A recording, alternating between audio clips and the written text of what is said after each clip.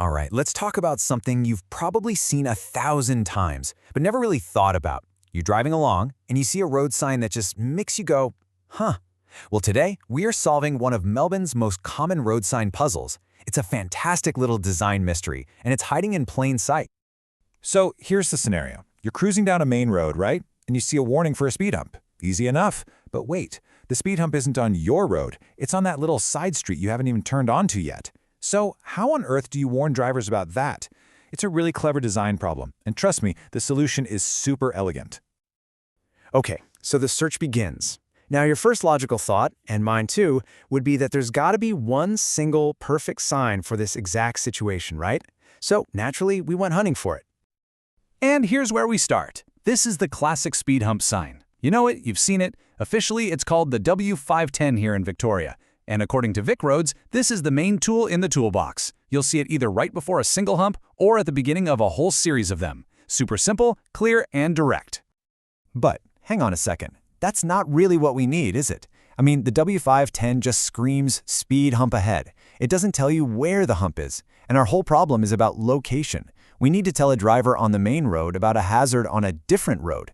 So the question is, does some kind of special side road version of this sign even exist? So, of course, we went digging. We cracked open the official manuals from VicRoads and Austroads, fully expecting to find some special side road variant. But, well, the official guides had a bit of a surprise waiting for us. Yeah, the answer was not what we thought it would be. Not at all. And by surprise, I mean a total dead end. We looked everywhere. The official VicRoads manuals, nothing. The big Australian warning sign lists, nope. We even called up the sign suppliers themselves, and guess what?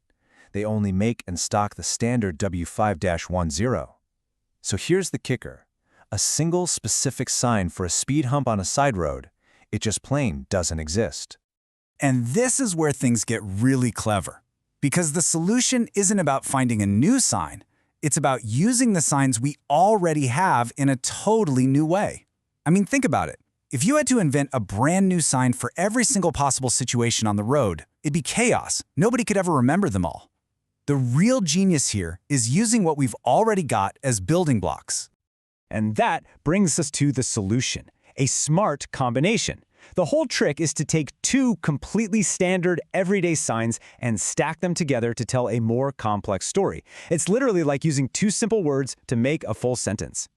So let's meet component number 1. This is the W2-4, the side road intersection sign. You've seen this thing everywhere. Its one and only job is to tell you where the action is happening.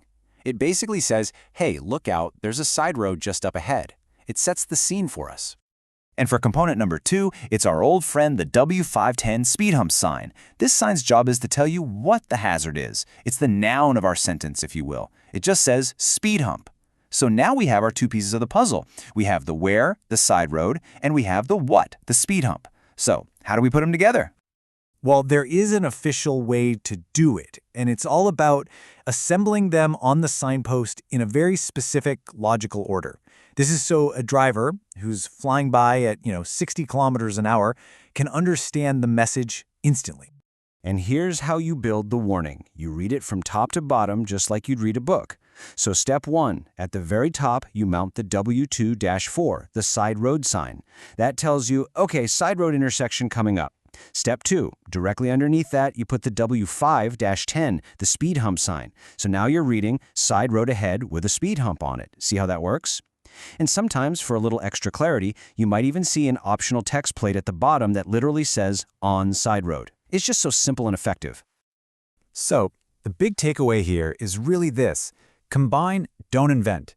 This isn't just about road signs. It's a fundamental principle of great design. Instead of having 1,000 unique signs for every possible scenario, which would be a nightmare, the whole system is modular. You just combine these standard, easy-to-recognize symbols to describe something more complex. It's way more efficient, it saves money, and most importantly, it's just so much easier for our brains to process when we're behind the wheel. All right, let's do a super quick recap of what we've figured out. First, the standard speed hump sign is the W5-10. Second, and this is the key, there is no official speed hump on a side road sign. The solution is to stack them. You put the W24 side road sign on top of the W5-10 speed hump sign. And just like that, the simple combination creates a perfectly clear, totally official warning. And there you have it, mystery solved. So now that you know the system, I have a question for you. What other clever sign combinations have you noticed on your daily drive? I bet you're going to start seeing them everywhere now. Keep your eyes peeled for how these simple little symbols are put together to tell some pretty complex stories. It's kind of cool when you know what to look for.